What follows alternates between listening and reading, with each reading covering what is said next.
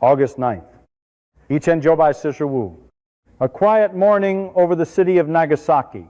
The city had been through days of war, but that morning everything seemed almost normal. People stepped out into the streets. Workers began their shifts, and the market slowly became more crowded. There was no sign that anything unusual was about to happen. The sky was clear, no clouds, no warning. At an altitude of over 9 meters, a B-29 bomber moved silently. No one on the ground knew that it was carrying a device that had never been used in this way before. Not a conventional bomb, but something capable of releasing energy from matter itself. At exactly 2 inches the morning, a flash appeared, brighter than the sun. And in that brief moment, physics revealed its true power. Not from tons of explosives, but from an amount of matter so small it was almost impossible to imagine. Only about 0. 7 grams, a tiny fraction of mass, disappeared. And in return, an enormous amount of energy was released. Enough to change an entire city in just seconds. But what makes this story so hard to believe is not the explosion. It is that number. How could just 7 grams of matter destroy an entire city like Nagasaki? That number does not feel real because your brain was never designed to understand it. When you hear 7 grams, you think of something light, something trivial, something that can be ignored without consequence. It is less than the weight of a paperclip, less than a pinch of sugar, something you would not even notice if it disappeared. And yet, in this case, that small amount is connected to an event that erased buildings, shattered structures, and changed the lives of tens of thousands of people in a matter of seconds. The gap between those two ideas is so large that the mind rejects it immediately.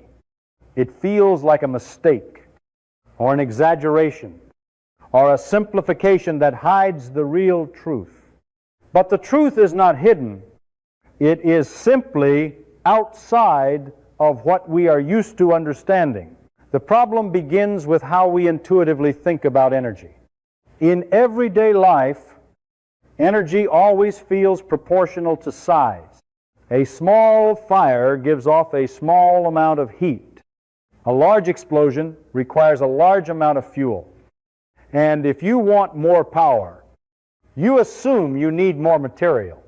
This mental model works perfectly in the world of chemistry, where energy comes from breaking and forming bonds between atoms. But what happened in Nagasaki was not chemical. It was nuclear. And that difference changes everything. Chemical reactions involve the outer structure of atoms, the electrons, the bonds that hold molecules together. Nuclear reactions go much deeper, into the nucleus itself, where the forces are stronger, denser, and far more energetic. Inside every atom, there is an enormous amount of energy bound up in the forces that hold the nucleus together. You do not see it. You do not feel it. And under normal conditions, you cannot access it. That is why the world appears stable. That is why objects do not suddenly release energy for no reason. But stability is not the same as emptiness. It is more like a locked system, where the energy is present, but inaccessible unless very specific conditions are met. When those conditions are created, the rules you are familiar with no longer apply. This is why the number feels wrong, because you are unconsciously comparing it to the wrong type of energy. You are thinking in terms of gasoline, explosives, fire, things that require mass in large quantities to produce noticeable effects. But nuclear energy does not scale the same way. It is not about how much material you have.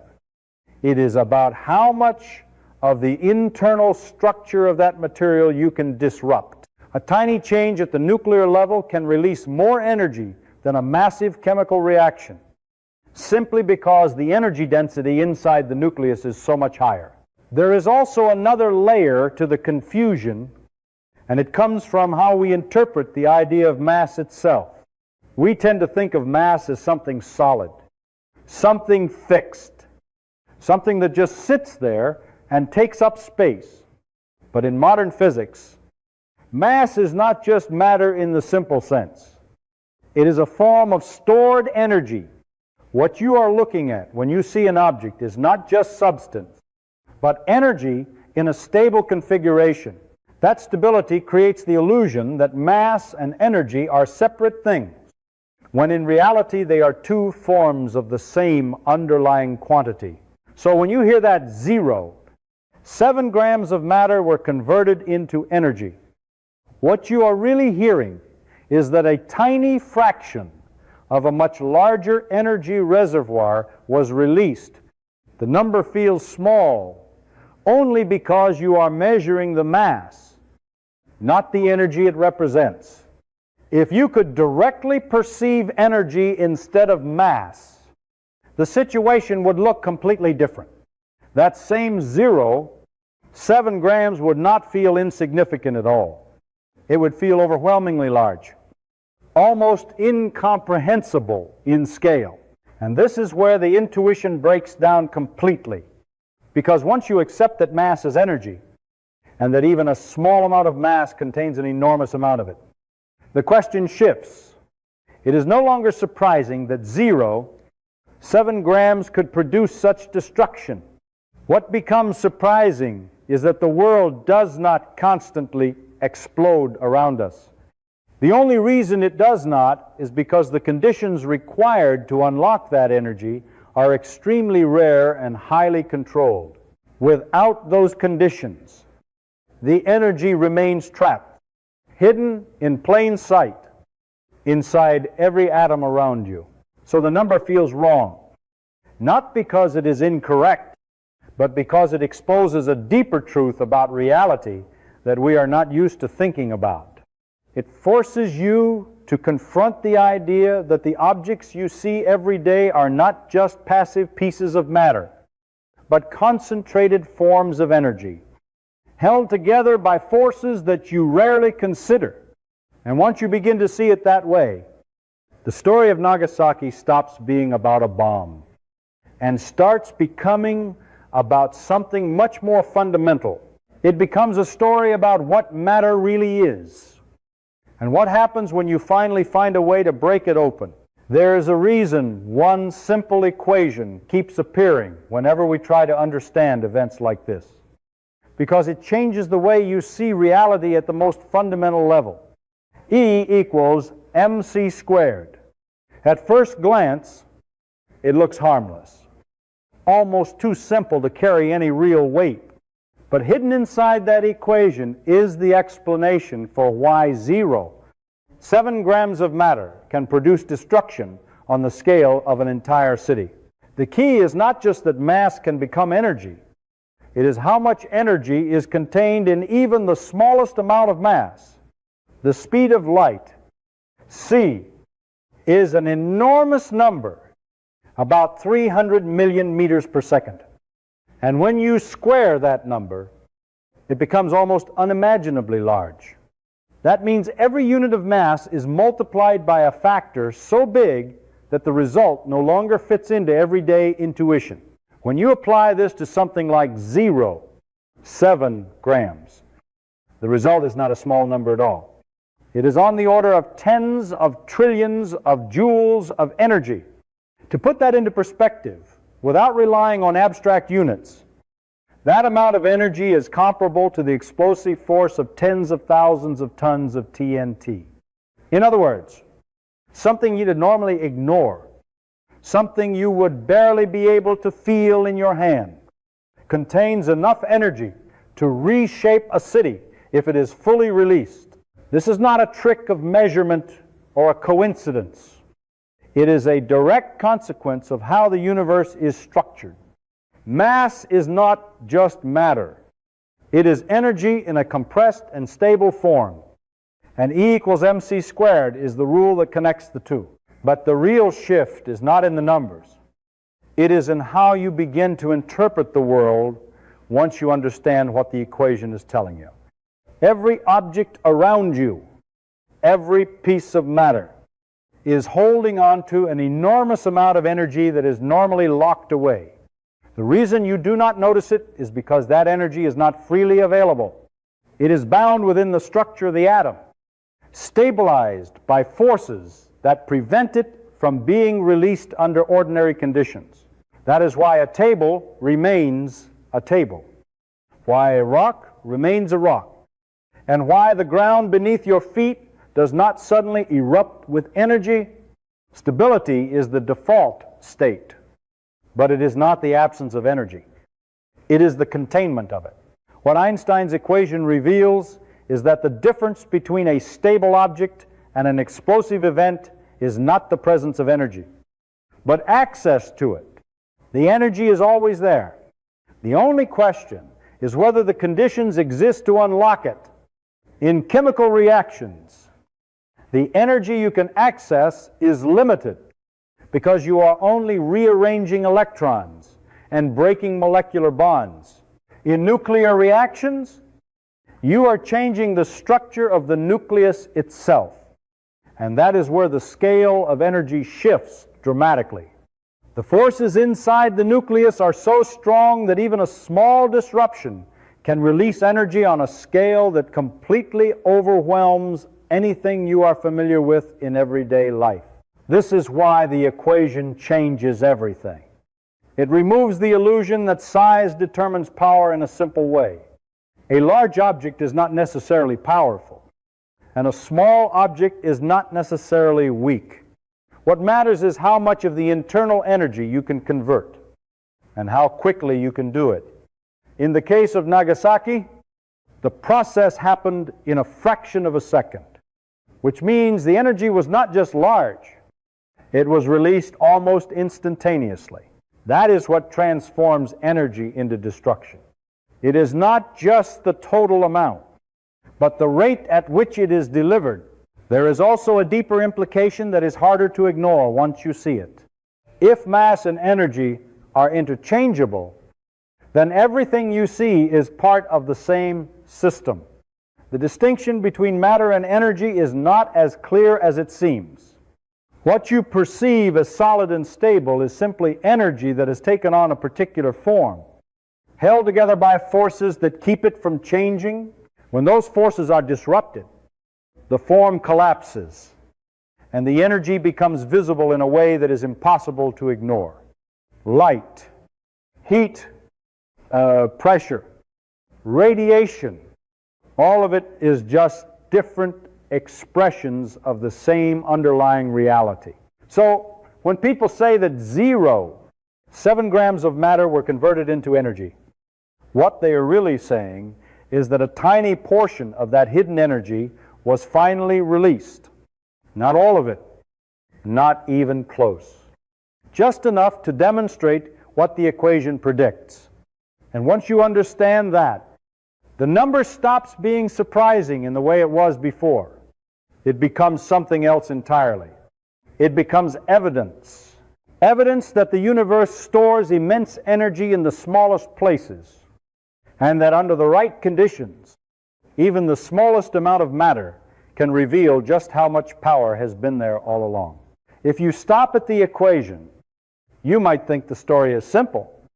A small amount of mass turns into a huge amount of energy, and that is what destroys a city. But that is not what actually happened. The real story is more subtle, and in a way, more surprising, because the bomb that exploded over Nagasaki was not even close to being efficient. In fact, most of the material inside it did not contribute to the explosion at all. This is the detail that almost everyone misses, and it changes how you understand that number. Lean, 7 grams. The device dropped on Nagasaki, known as Fat Man, used plutonium-239 as its core. The idea was to create a rapid chain reaction where atomic nuclei would split, releasing energy and more neutrons that would continue the process. But for that chain reaction to work, the material has to reach a very specific condition called criticality.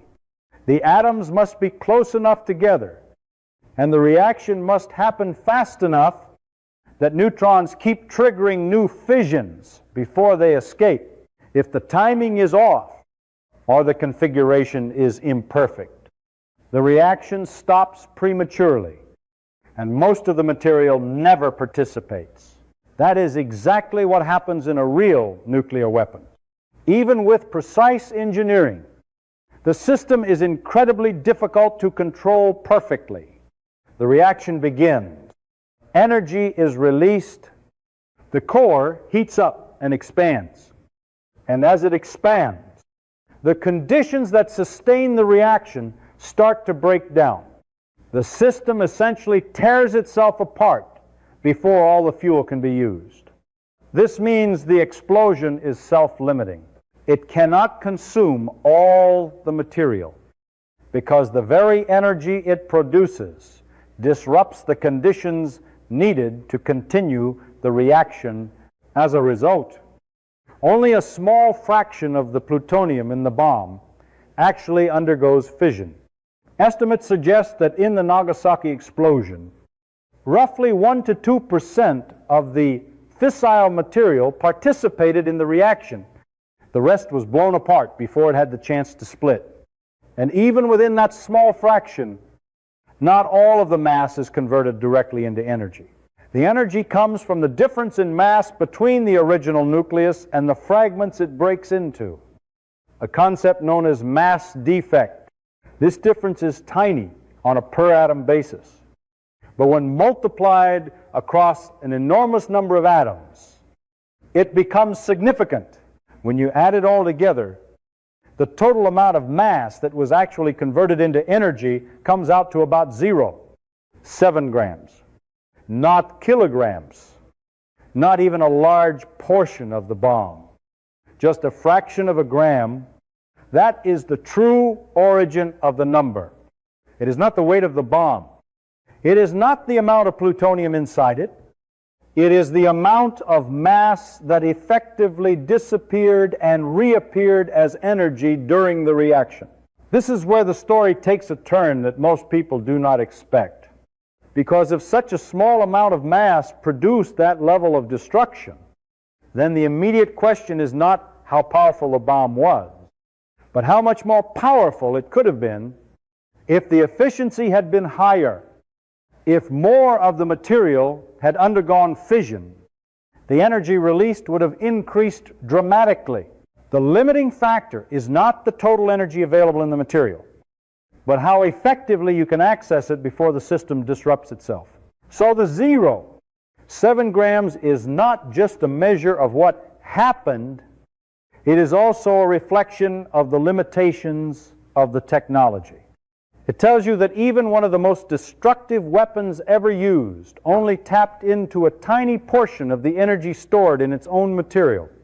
The vast majority of that energy remained locked away, never released, never seen.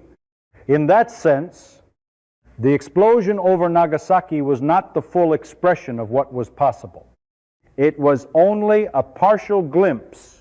And that realization shifts the perspective once again, because now you are no longer looking at the event as an example of maximum power, but as an example of incomplete access. A system that tried to unlock energy and only succeeded in doing so partially, yet still produced devastation on a massive scale, which leads to a deeper and more unsettling understanding. If even a small inefficiency can still result in that level of destruction, then the true scale of energy hidden inside matter is far beyond what was demonstrated that day. To understand what really happened in that moment, you have to go far below what you can see, past the level of objects and structures, down to the level of atoms and the forces that hold them together. Inside the core of the bomb, The material was plutonium-239, an element with a nucleus that can be split under the right conditions, but it does not split on its own. It needs a trigger. That trigger comes in the form of a neutron, a tiny particle with no electric charge that can slip into the nucleus without being repelled. When a neutron strikes a plutonium nucleus, it can destabilize it. And in a fraction of a second, the nucleus breaks apart. This process is called fission. When the nucleus splits, it does not simply break into two pieces. It releases energy, and it also emits additional neutrons. Those newly released neutrons then move outward and can strike other plutonium nuclei nearby. If the conditions are right, those nuclei also split, releasing more energy and more neutrons. What you get is not a single reaction, but a chain reaction where each event triggers multiple new events, and the number of reactions grows extremely fast. It is not linear. It is exponential. 1 becomes 2. 2 becomes 4. 4 becomes 8. And in an incredibly short time, the number of fission events explodes. But for this to happen effectively, the material must be in a very specific state. The plutonium has to be compressed into a dense configuration so that neutrons are more likely to collide with other nuclei instead of escaping. In the Nagasaki bomb, this was achieved using an implosion design, where conventional explosives surrounding the core detonated in a carefully timed pattern, forcing the plutonium inward. This sudden compression increased the density of the material and pushed it into a supercritical state, where the chain reaction could sustain itself and grow rapidly. Once that state was reached, the reaction accelerated beyond control. Within less than a microsecond, an enormous number of nuclei began to split almost simultaneously. The energy released in each individual fission event is tiny on its own. But when you have trillions upon trillions of these events happening nearly at the same time, the total energy becomes immense. This energy first appears at the microscopic level as the kinetic energy of the fragments in the neutrons. But it quickly transfers into heat and radiation as those particles collide with surrounding material. As the energy builds, the temperature inside the core rises to millions of degrees. The material is no longer solid in any conventional sense. It becomes an extremely hot plasma. At the same time, the pressure increases dramatically. The core begins to push outward, driven by the energy being released inside it. But here is the critical detail. The reaction is happening so fast that most of the energy is released before the core has time to fully expand and shut the process down. This is why the explosion is so powerful. Because the energy is concentrated into an extremely short time interval. The chain reaction does not last long. It cannot. As the core expands, the density drops, and the conditions required for sustained fission begin to disappear. Neutrons start to escape instead of hitting new nuclei, and the reaction quickly dies out. But by the time that happens, the damage has already been done. A massive amount of energy has been released into a small region of space, and that energy has nowhere to go but outward. In that instant, what began as a series of events at the atomic scale transforms into a macroscopic explosion. The energy propagates as a shock wave, as intense heat, as radiation, all expanding outward at high speed. The process that started with a single neutron striking a single nucleus has, in less than a millionth of a second, escalated into an event capable of reshaping an entire city. This is what actually happened inside the bomb. Not a simple detonation, not a burning fuel, but a rapid, uncontrolled release of energy from the nuclei of atoms. driven by a chain reaction that amplified itself faster than anything in everyday experience. And when you trace it back to its origin, it all begins with something almost invisible. A single interaction at the smallest scale that grows step by step into something overwhelmingly large. Energy does not disappear. It transforms. And in this case, it transforms so fast that it has no choice but to explode outward. The moment the chain reaction releases its energy, that energy is concentrated into an incredibly small volume, far smaller than anything you would normally associate with an explosion. There is no time for it to spread out gradually, no time for the system to stabilize. Instead, everything happens almost at once. And that is what turns energy into destruction. It is not just the amount of energy that matters. It is how quickly it is released and how tightly it is confined at the start. At the center of the explosion, temperatures rise to several million degrees, hotter than the surface of the sun. Matter in that region does not remain solid, liquid, or even gas. It becomes plasma, a state where atoms are stripped apart and electrons move freely. This sudden rise in temperature creates an equally sudden rise in pressure. The surrounding air cannot absorb that energy smoothly. It is forced outward violently, creating a shock wave that moves faster than the speed of sound. This shock wave is not just strong, it is abrupt, a nearly instantaneous change in pressure that crushes structures before they have any chance to respond. Buildings are not designed to handle that kind of force. Walls collapse inward. Roofs are lifted and torn apart. Windows shatter into fragments that become projectiles. The force travels through streets and between structures, reflecting and amplifying in complex ways, turning the entire city into a network of pressure channels. It is not a single push. It is a rapidly expanding front of compressed air that continues to move outward, carrying energy with it and transferring that energy into everything it encounters. At the same time, a large portion of the energy is emitted as thermal radiation. This is not ordinary heat that you would feel from a fire. It is an intense burst of light and infrared radiation delivered in a fraction of a second. Surfaces exposed to this radiation can reach extremely high temperatures almost instantly. Materials ignite. Skin burns, and anything flammable can catch fire without direct contact with flames. The energy arrives so quickly that there is no gradual warming, only a sudden transition from normal conditions to extreme heat. There is also an intense flash of visible light, bright enough to cause temporary or even permanent blindness. For a brief moment, the brightness exceeds that of the sun, and shadows are sharply defined against surfaces, capturing the outlines of objects and people in a way that feels almost unreal. This is not just a visual effect. It is a consequence of a massive amount of energy being released in the form of electromagnetic radiation across a wide range of wavelengths.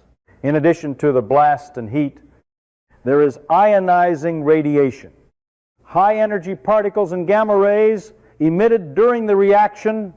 Some of this radiation is released immediately, while other effects persist as radioactive materials are dispersed into the environment.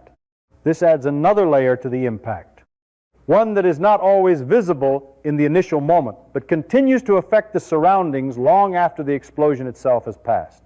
All of these effects are different expressions of the same underlying energy: the shock wave, the heat, the light, the radiation. They are not separate phenomena.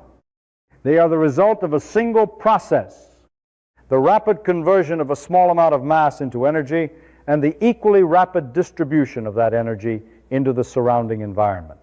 The reason it feels so overwhelming is that everything happens at once. There is no sequence that the human mind can easily follow, no clear beginning and end. Only a sudden transition from normalcy to extreme conditions. And this is where the scale becomes clear.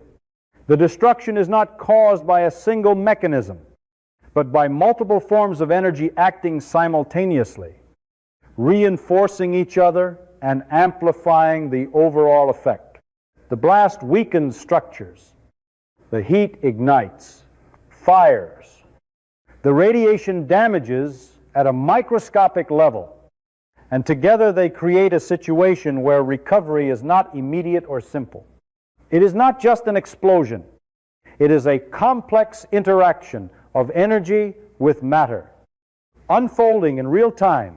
When you step back and look at it this way, the idea that 7 grams of matter could produce such an outcome begins to make more sense, because you are no longer thinking about mass as something small and insignificant. You are thinking about energy as something that, once released, must go somewhere. It cannot vanish. It cannot be contained in that moment. It can only move outward, transforming everything in its path. And when that movement happens in a fraction of a second in a dense environment like a city, the result is not just visible, it is overwhelming. And now comes the part that feels even harder to accept. Because just when you think you understand where the energy came from, you realize how little of the material was actually used. The bomb that exploded over Nagasaki weighed thousands of kilograms. And yet the amount of mass that was truly converted into energy was only about 7 grams. That means more than 99. 999% of the mass was still there, unchanged in any meaningful sense. It was not transformed. It was not converted. It was simply scattered, heated, or broken apart, but it remained matter. The explosion was not the result of all the material being turned into energy. It was the result of a tiny fraction of it being accessed in the right way. This is where intuition fails again, because we tend to associate destruction with total consumption. When something is destroyed, we imagine it being used up, converted, or eliminated. But in this case, almost nothing was used up in that sense. The majority of the plutonium did not undergo fission. The majority of the bomb casing did not contribute to the energy release. And even within the portion that did react, only a small fraction of the mass difference actually became energy. The rest remained as fragments, as debris, as material that was violently displaced but not fundamentally transformed. The concept that explains this is called mass defect. When a nucleus splits, the combined mass of the resulting fragments is slightly less than the mass of the original nucleus. That tiny difference in mass is what becomes energy, according to E equals mc squared.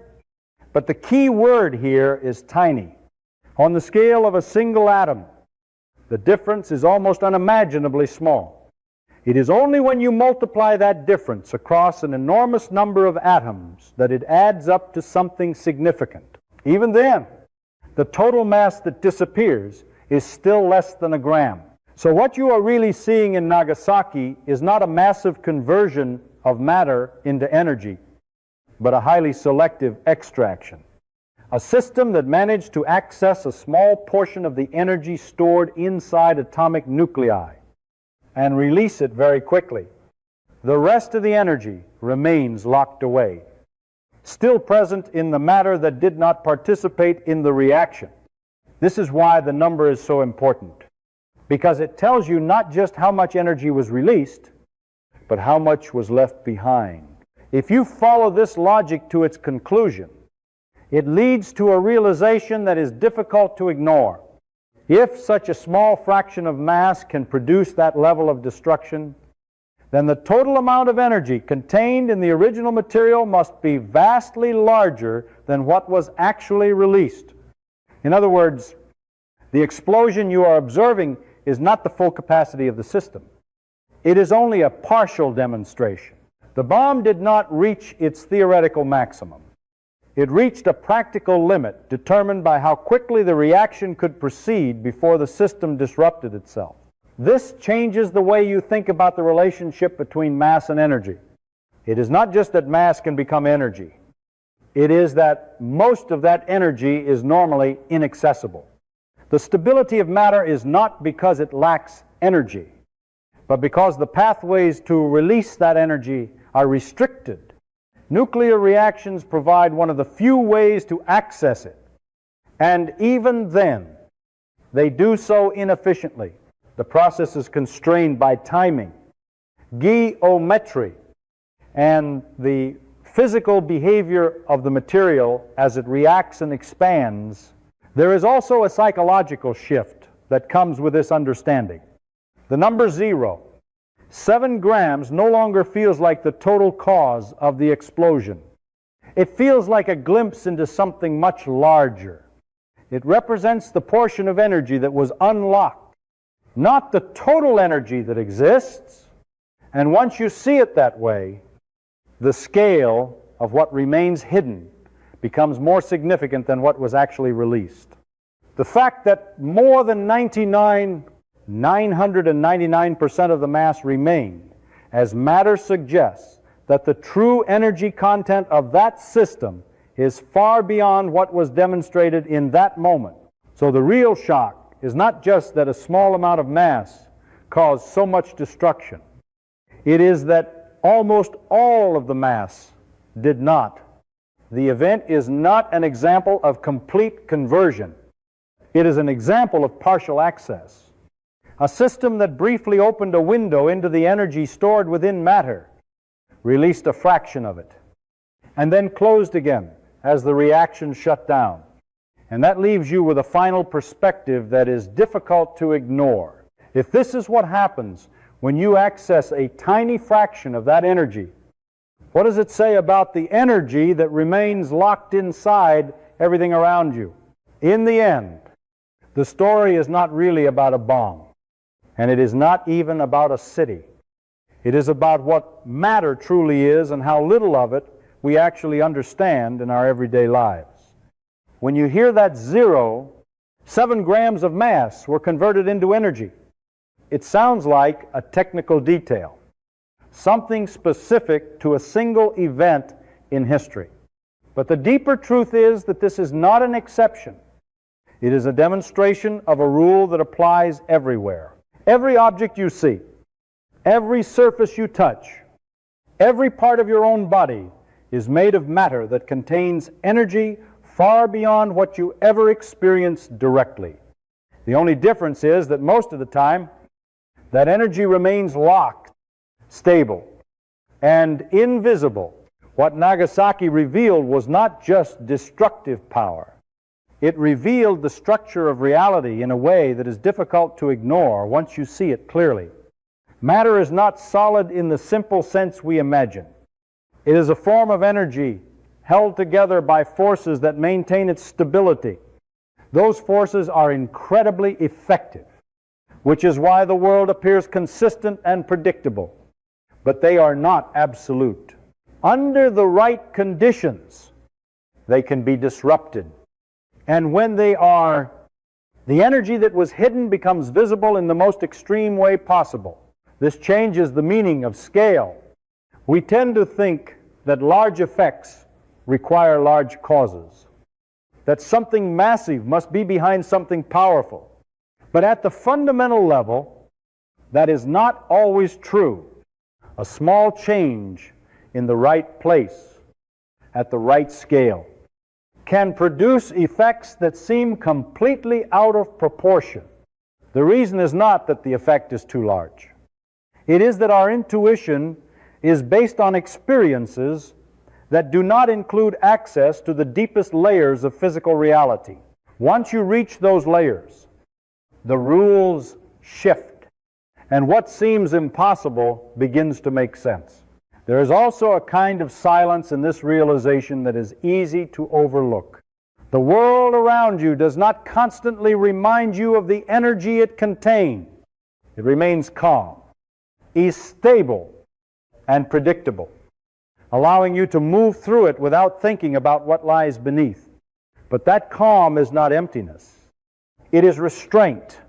It is the result of forces balancing each other, keeping the energy contained. The fact that this balance exists is what makes everyday life possible. Without it, the world would not hold its shape for long. At the same time, knowing that this energy is always present adds a different layer to how you see reality. It means that the objects around you are not just passive, they are potential, not in the sense that they are about to explode, but in the sense that they are structured in a way that could release enormous energy under the right conditions. That potential is usually inaccessible, and that is what keeps the world stable. But it is always there, built into the fabric of matter itself.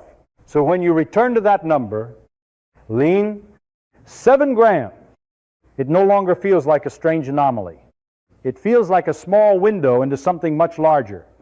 It represents a moment when a tiny fraction of that hidden energy was allowed to emerge, not because it was unique, but because the conditions made it possible.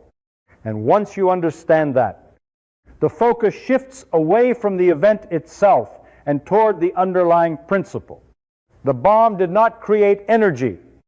It revealed it. It exposed something that is normally concealed, something that exists everywhere but rarely becomes visible. And that leads to a final understanding that is both simple and difficult to fully accept. The power that destroyed Nagasaki was not imported from somewhere else. It was already there, inside the matter itself, waiting for a way to be released. The event was not about adding energy to the system. It was about unlocking what was already present.